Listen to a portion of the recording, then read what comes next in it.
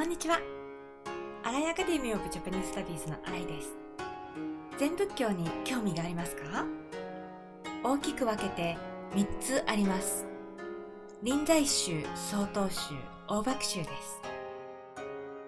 実は親友の東海真紀子さんは京都にある臨済宗の妙心寺派の大本山妙心寺にいます。それで私は毎年京都に行って真紀子さんに会いますが、いつもとても刺激を受けます。1年前に会った時、真紀子さんは世界中の人たちに日本の禅について発信したいと言っていました。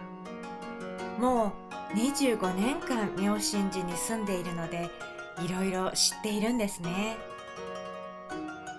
でもお寺での生活は一般の人たちと違いますし、とても忙しいので、私が一緒に登校を手伝ったらできそうだと思いました。それで2026年から私たちの発信がスタートすることになりました。日本のお寺には毎月の教えを寺の前に見せています。この写真の教えは、悟りとは迷いの木に咲く花である。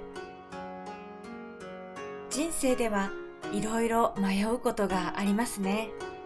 でも時間が経つと咲く花のように、そのうちどうすればいいかわかるようになるという意味だと思います。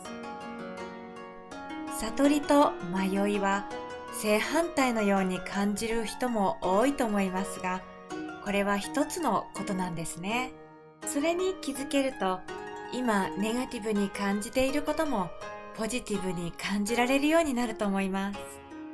私がバックパッカーだった時、インドのアシュラムに3週間泊まりましたが、ここでのワンネスという教えが似ている気がします。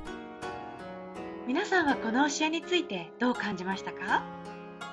よかったらいいね、チャンネル登録、通知のベルをクリックしてください。また次の動画で会いましょう。